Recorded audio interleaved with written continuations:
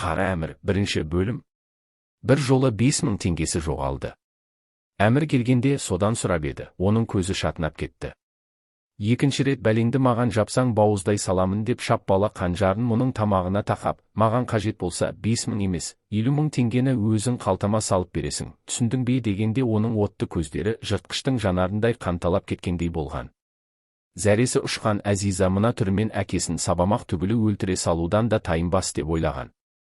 Қорқып қалғаны сонша арбалғандай соның айтқанынан шықпайтын болды. Осы Жезқазған базарында қызулау екі жігітпен бір өзі төбелескенін де көрген.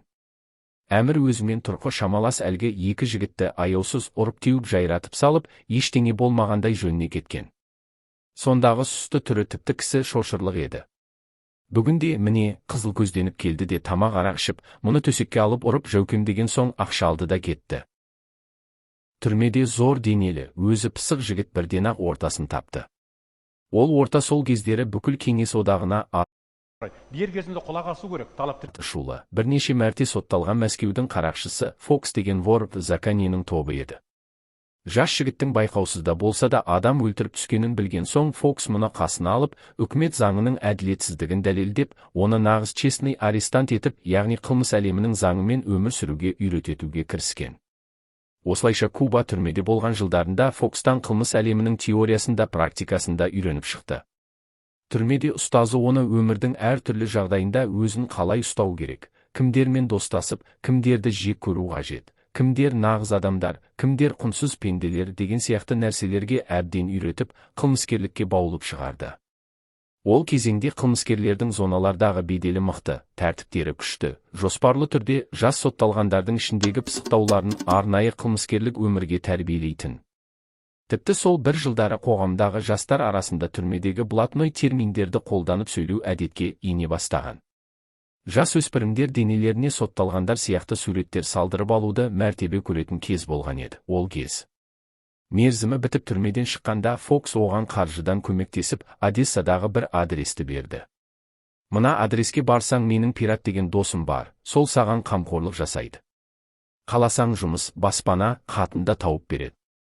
Мен де еркіндікке шыққан соң сонда барамын, соңғы сотталғанымда жазасын өтеп болған соң Мәскеу қаласында тұруына рұқсат етілмесін делінген. Мені енді Мәскеуге жолатпайды.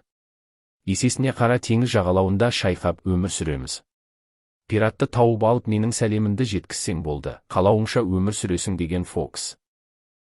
Значит, черный эмир это да, Сергей твоя рук дела да деді. Әмір қарсы алдындағы қарны шыға бастаған қарсыласына бастан аяқ сүзе қарап шықты. Өткір жанарын оның көздеріне тайсалмай қадап тұрып. Оның саған қажеті жоқ. Саған тірілердің тізімінде жүру қажет болар, ендеше бұл ауданнан тайып тұр. Қарсы айтарың болса, тұрсатын жеріңді айт деді бұл. Вазив көзін бұдан тайдырып әкетті. Үні жарықшақтанып, жасқаншақтанып шыққанымен бұлай болмайды, сен мені білмейсің. Деп келе жатыр еді, әмір оны қақ маңдайдан періп кеп жіберді. Бұл төбелестің басталғанның белгісі еді. Жігіттері де тұра ұмтылып төбелес қызып жүре берді. Бұрын кім? Не деген сияқты сұрақтарды тыңдап алып, реті келсе төбелеске жеткізбей, көбінесе тыныш бітетін ерегеске үйреніп қалған Вазив бастаған жігіттер, әй-шәй жоқ бассалған топтасқан төбелесте оңбай таяқ жеп, қару қолдануға да үлгірмей қалды. Бұлардың тегеурініне шыдай алмаған қарсыластарының бірнешеуі машиналарына барып паналап, бірер машина гүретіп оталып, тайып тұрды. Вазивтің 3-4 жігіті жатқан жерлерінде тұрмай қалды. Басшыларына дейін оңдырмай сабап, төбелес алаңында толық басымдыққа ие болған әмірдің жігіттері, Вазив бастаған бірнеше жігітінің құлап қалғандарын сүйемелдеп машиналарына мінуіне мүмкіндік берді. Өйткені Вазив бұған жеңілгендерін мойындап артық қан неге қажет деп жалынғандай болды. Машинаның алдыңғы орындығында отырған Вазивтің тұмсығына пистолетін таяп. Бір кеңес тыңда. Енді менің жолымда тұрма, кездесең атып тастаймын. Жігіттерімнің бәрінде де қару бар, және біз ешкімді де аямаймыз. Осыны есіңде ұста деді. Вазив көзі мөлиіп үнсіз тыңдады. Әмір сөз осымен тәмам дегендей оның шоферіне жоғал деді, екі машина жүріп кетті. Ұшаққа отыру басталса да Куба көрінбеді. Бұл тіркеуден өтіп күту залынан әуежай есігін бақылап отыр. Кенет сыртқы есіктен кірген Куба билет тіркейтін терезеге қарай жылдам басып жақындады. Сол кезде жай киімді адамдар оны бас салып қолын қайырып тұтқындады. Соны шынылы қабырғадан көріп тұрған әмірдің жүрегі дір еткенімен бойын тез жиып алды. Кубаның қолға түсіп қалғаны қиын болды. Соған сеніп бармақ болған Одессаға енді бір өзі аттанып барады. Ондағы жағдайы қалай қалыптасарын Құдай білсін. Украинаға жеткенде мұны қатаң тексере қойған жоқ, есесіне орыстарды бастан аяқ тінтіп, құжаттарына да шұқшиып жатты. Қара теңіздің жағасындағы әсем қала бұған ұнады. Теңіз жағалауындағы шағын дәмхананың біріне кіріп тамақтанып, сосын теңізді тамашалап жағалауда біраз серуендеді. Кубамен бірге келемін ғой деп пираттың адресі мен телефоны жазылған қағазды бір қалтасына сала салған. Енді соны тауып алып пиратқа бармаса болмайды. Ол пиратың мұны қалай қарсы алар екен? Бұл оған қонаққа келген жоқ, өз адамдарымен тең ұстай ма, әлде бір ісіне пайдаланып, сосын лақтырып кете ме? Қалай қарсы алса да бұл өзекті жанға бір өлім демекші ешкімді басындырмайтыны анық. Азар болса ажалы осында кезігер. Жалпы бекер дүрлігіп туған жерінен тұра қашты. Мүмкін бірден безіп кетпей, біраз бой тасалай тұрғанда барлығы да басылар ма еді. Кубаны паналаймын деп жүріп жер түбіндегі Одессадан бір-ақ шықты. Анкараға келген алғашқы күндердің бірінде көше жиегіндегі ашық кафеде отырған бұған екі жас қазақ жігіті келіп жолыққан. Танысқан соң бұл оларға дәм әперіп әңгімелескен. Сонда жігіттер жатақханаларына чешен жігіттері келіп, кейде бопсалап ақша жинайтынын айтқан болатын. Соңғы кездері пайда болған олар студент емес, бірақ шеткі бір жатақханада тұратын көрінеді. Кейбірінде қару да бар екен. Әмір қоштасарда студент жерлестеріне жатақханаларыңа бір соғып, бопсалағыш чешендерді көрейін деген, жігіттер чешендердің мәселесінсіз ақ келіп қонақ болып кетіңіз деп әдірсін берген. Бұл жерлес студенттермен біраз отырды, бірақ бопсалағыш чешендер келе қоймады. Сосын бұл жерлестерінен чешендер тұрады деген жатақхананы, олардың басшысының Омар деген біреу екенін біліп алып, қоштасып сонда барды. Жатақхана алдында тұрған екі кавказдыққа жақын келіп орысша Омарды сұрады. Олар бұған таңдана қарады да бірі жүр деп ілестіріп ішке бірінші қабаттың түкпіріндегі бір бөлмеге ертіп әкелді. Онда тағы екеуі отыр екен. Мына біреу Омарды сұрайды деп ертіп келген шығып кетті. Бөлмедегі екеу бұдан Омарды неге іздегенін сұрады. Бұл Омар қайсың, тек сонымен сөйлесемін деп қырсықты. Ана екеуі Омарға апару үшін сенің кім? Қайдан неге келгеніңді білуіміз керек деген соң әмір Одессадан арнайы жолығуға келгенін айтқан соң төр жақта отырғанымен Омармын, не айтпақ едің деді дұрысталып отырып. Саша Самарада қалу туралы ұсынысын тағы айтқанда Саша маған Самарада қал дей бергеннен ештеңе шықпайды.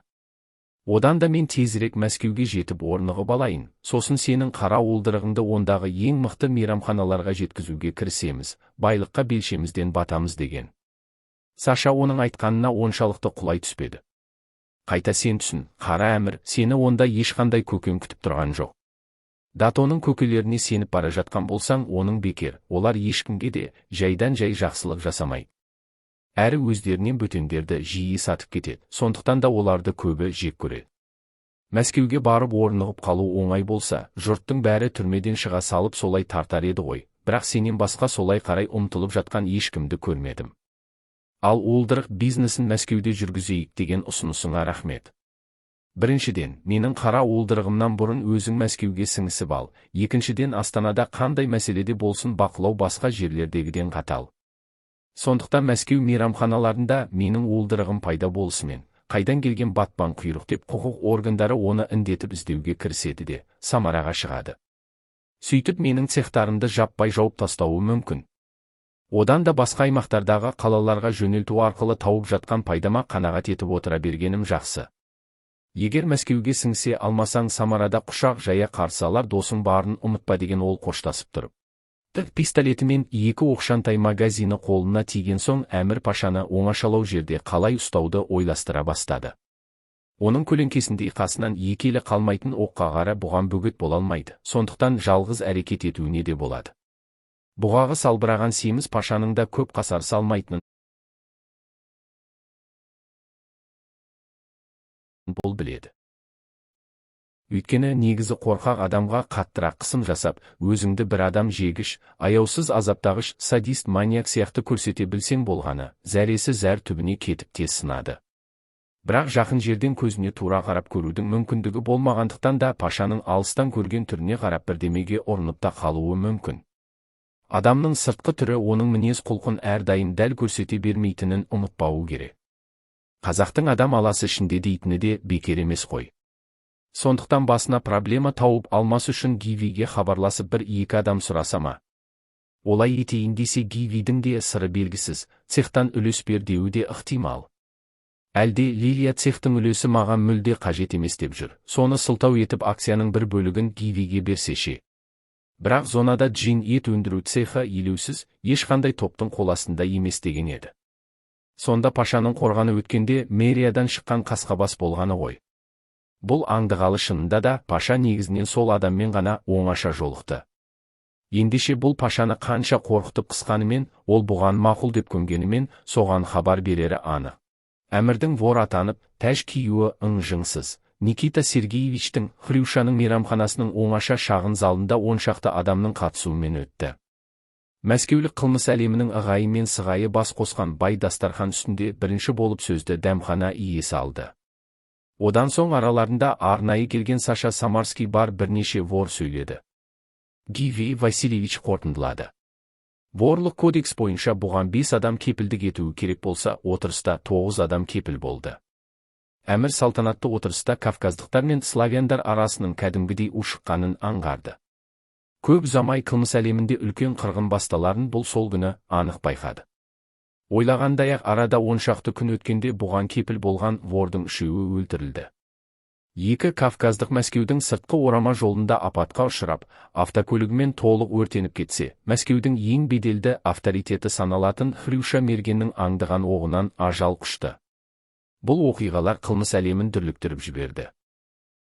Бері анық.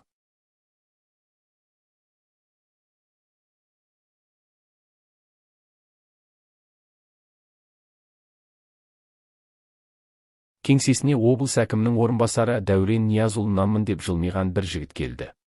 Дәурен Ниязұлының тек өзіңізге ғана оңаша жеткіз деген сәлемі бар еді деді, даусын соза, көп мағына бере сөйлеп.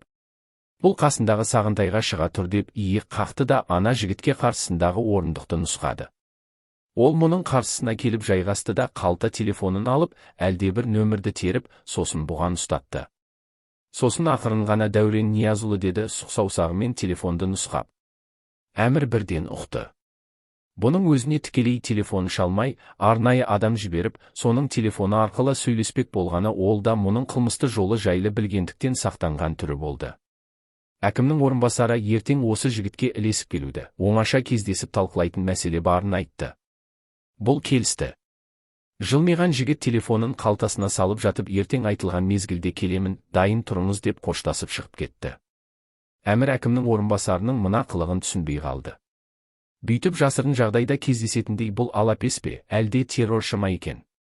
Сотталған болса қылмысының жазасын өтеп шыққан, бүгінде барлық азаматтар сияқты құқығы бар адам емес пе? Құпия кездеспек болғаны өзі де заңға қайшы бір ұсыныс жасамақ, не әрекет істемек болар. Мүмкін ақша сұрар, басқа не айтсын. Осыған дейін 2 мәрте кездескенде, оның шын мәнінде қандай адам екенін тани алмағанына өкінді. Ол өзін қандай адамды болсын, 1-2 көргеннен ақшын кейпін тани қоямын деп есептеуші еді, қателесіпті. Белгіленген мерзімде жылмиған жігіттің көлігіне отырып қала сыртына қарай шықты.